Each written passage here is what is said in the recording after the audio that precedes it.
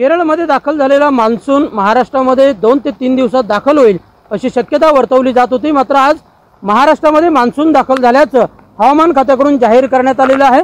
आपण सध्या रत्नागिरी जिल्ह्यातली स्थिती पाहतोय। रत्नागिरी जिल्ह्यामध्ये आज सकाळपासून काही ठिकाणी ढगाळ वातावरण होतं, तर काही ठिकाणी नुसती रिपरिप पावसाची सुरू होती, तर काही ठिकाणी संपूर्णतः ढगाळ वातावरण होतं। पण दुपारनंतर मात्र रत्नागिरीच्या काही भागांमध्ये पावसाचा जोर वाढलेला दिसून येतोय। विशेषतः चिपळूण असेल, संगमेश्वर असेल, खेड असेल, दापोली असेल, मंडणगड असेल या तालुक्यांमध्ये दुपारनंतर पावसाने जोर जो आहे तो पकडलेला दिसून येतोय। सध्या आपण हे चिपळूणमधील दृश्य पाहतोय।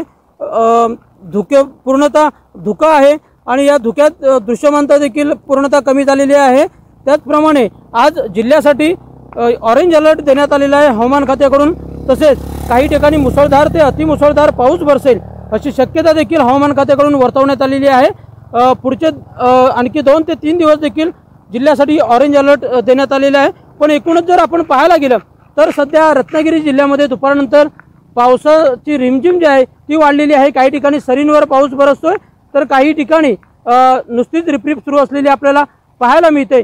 पण सध्याचा जर विचार केला तर या पावसामुळे बळीराजा कुठेतरी चिंतेत असलेला पाहायला मिळतोय, कारण पेरण्या ज्या आहेत त्या खोळंबलेल्या आहेत आणि त्याचप्रमाणे येत्या 2 ते 3 दिवसांत अजून ऑरेंज अलर्टचा इशारा असल्यामुळे शेतकऱ्यांच्या चिंतेत आणखीनच वाढ झालेली पाहायला मिळते। पण एकूण सध्या दिवसभराचा विचार केला तर दुपारनंतर मात्र जिल्ह्याच्या काही ठिकाणी पावसाने जोर पकडलेला दिसून येतोय। राकेश गोडेकर, NDTV मराठी, रत्नागिरी।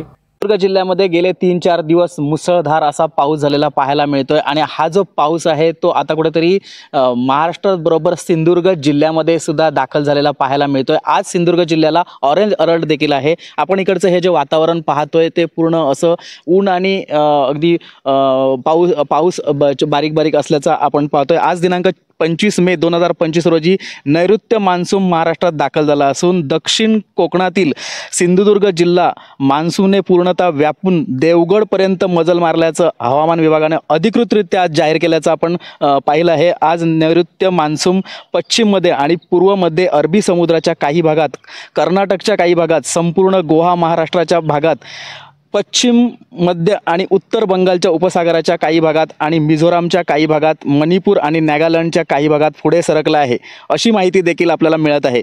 पुढील 3 दिवसात नैऋत्य मान्सून मध्य अरबी समुद्राच्या काही भागात, मुंबईसह महाराष्ट्राच्या काही भागात, कर्नाटकसह बंगळूर, आंध्र प्रदेशच्या काही भाग, तामिळनाडूचा उर्वरित भाग, पश्चिममध्ये आणि उत्तर बंगालच्या उपसागराच्या काही भागात आणि ईशान्येकडील राज्याच्या काही भागांमध्ये पुढे जाण्याची परिस्थिती अनुकूल आहे। तसेच आज सिंधुदुर्ग जिल्ह्याला ऑरेंज अलर्ट दिलेला आहे।